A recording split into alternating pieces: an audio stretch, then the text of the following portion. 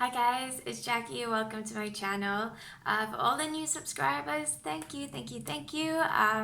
Those of you who have been here with me from the very get-go, I hope you're doing well. I hope that you are in your recovery process, and despite relapses, despite the hardships, the knockdowns, that you do feel like you have the strength to keep on going, because it is worth it to keep on going.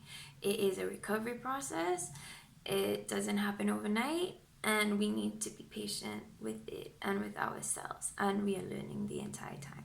So, okay, enough with the intros. Today, I wanted to talk about day ones. So, day ones are the hardest, for me at least. I think for most people, I mean, for most addicts. If you're here, you're an addict. So, for most people, day ones are kind of like, it could be forced, the fact that you don't have money, so you cannot fulfill your addiction, you cannot, fulfill your cravings. Or it could just be the point that you get to when you're so completely, like submerged in your addiction that you're like, okay, I need to give it a go. So I just wanted to, share my day one, what my day one has been looking like since the start of my journey.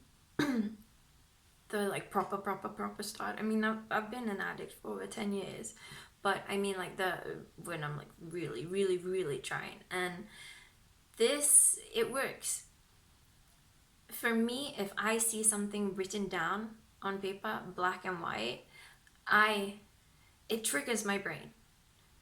It makes me feel like, okay, just the action of writing it down causes me to be more aware that it is actually happening. And it also helps in the memory of it, so remembering that process. Anyway, so I'm gonna start off.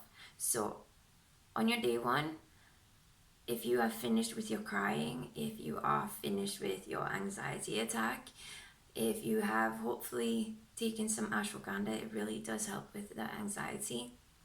Step one, sit up. If you are in a bed or you are sitting in a couch or laying in a couch, sit up. Preferably not in the couch. Go sit down by the kitchen table or at your desk, but sit up, okay? All right, that's step one. Step two, you will need to get a pen, a big piece of paper, a journal, a notebook, and well, however you decide to play music, if it's going to be on your phone, if it's going to be on your computer, and if you're in an area that you require headphones, then use it. If you feel like having that direct blast is going to put you in a trance and really make you feel, then do it. Okay, so you've got those things sitting up.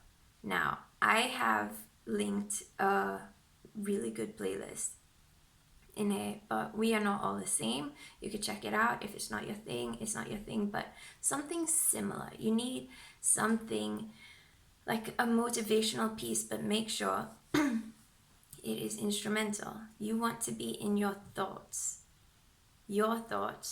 not someone else's thoughts, not their speech. You want the music to move you in a way that it is going to evoke these feelings, but they are your authentic feelings. So you need that. Let me check my book. Then, so after you've chosen this piece of music, put it on. Put it on. And you're sitting down in this space, right? You have this music. Allow yourself to get in that trance and feel all the emotions, the anxiety, the lies, the missed opportunities, the debt,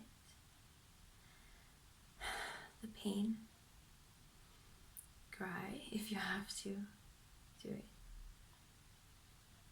Feel it. Right? Now, I want you to grab that piece of paper and a pen and make a list of 10 things. They're There it has 10 things. And those 10 things are going to be what you could do when you are bored. We're not going to talk about if you feel the need for, like to gamble, or if you feel the need to, like have a drink. No, we're not talking about that. We're talking about boredom right now. A lot of things, they could be blamed on boredom, in my opinion. So start writing. It could be, the simplest of things. Things that take maybe 2 minutes, things that take 40 minutes, things that might take 3 hours. Start off. Okay, so for me, it could be paint my nails or shave my legs. For a man, it could be shave, trim, whatever it is you like to do. But that's self-care, so that's a good thing. Put that up there. Call a friend. You don't have to just speak about your gambling, but call a friend that that you might be able to enjoy a talk with, or if this person is your confidant, then speak to them. But call a friend there, or / family member. Let's see, you can work out. That is a very extensive activity. Not all the time we feel like doing such extensive activities. If it is something that you would do if you feel bored, put it up there. Put things that are applicable to just you, to what you actually do to curb your boredom. And put a list there. All right, so you have your 10 things. The next step is you're going to take your journal or a notebook, make it your own, okay? This is yours. This is your personalized book. If you want to pimp it out later, pimp it out. But whatever the day is, I want you to write that date. If it's not one of those, with the dates already there, write that date of today. And on that page, write a massive one, a huge one. If you do your ones like this or like that, a massive one, and circle it. Make sure this really sticks out. Like if you just had to go through the pages of the book, that you'd see this one. That's your day one. That is your start of day one. And it sounds like a lot, but I promise you, when you have the tunes blasting, when you get that music going, when you start feeling these emotions, we are driven by emotions, and that will steer you in a direction that is going to make you feel like, fuck me, I need to get a grip on my life. So, you've done that. You've done your day one.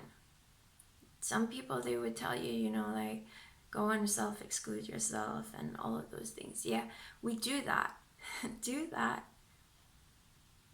Trust me, as a gambler, you find your way to gamble whenever you want to, unless you start putting these blocks and like finding out about you. Because whenever you do relapse, because you will relapse, at least you would have learned something more that makes it harder, or the period between relapses is a lot longer. And I'm speaking from experience again. I'm not just coming up with bullshit shit, bullshit stuff.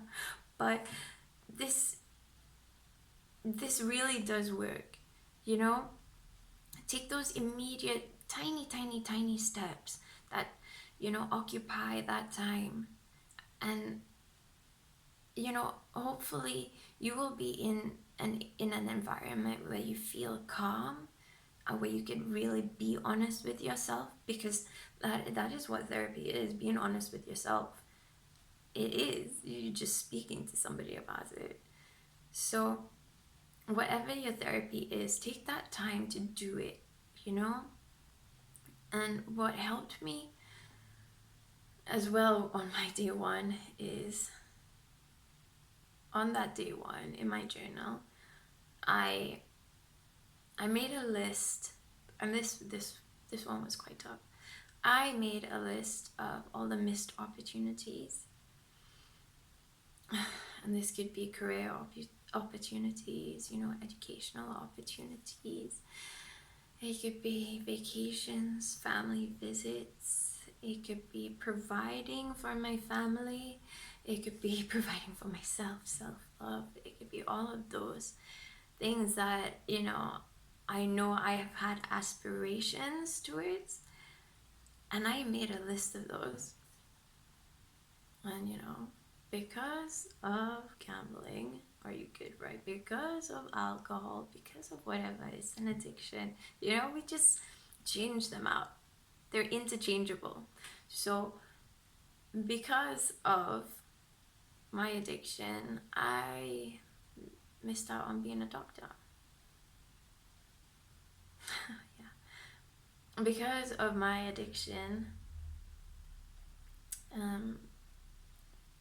I denied myself food routinely and became a shell of a person that now I have to work extra hard to build up. Whatever it is, it sounds really tragic, but it is really tragic, and cry if you need to while you're writing this, because honestly, when you do start thinking about the stuff that you have wrecked for your own self or for your family, it's you need to feel this hurt. We need to be responsible and accountable, and that takes being honest, and honesty in this case, when you're an addict, it hurts. And it's better to be honest with yourself than somebody pointing all of these things out to you down the line, and you're just like, holy fuck. But the thing is, most of us, we already know it. We feel it inside of us. Yeah. So, that was my day one, my list. If hopefully it helps. You don't have to do it. I know that every time I've had a relapse in the past, I have struggled with trying to figure out, how do I get back up there? How do I realize that I am worth this, being,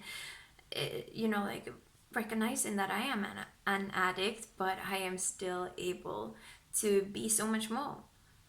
So how do I keep myself up there? And it's the small things. It is a lot of it has to do with the small things. Yes, we have all different backgrounds, we have different situations, we have different futures, but that does not mean we are not worth being better. And deep down inside, you know that your addiction is killing you, literally, or just, metaphorically.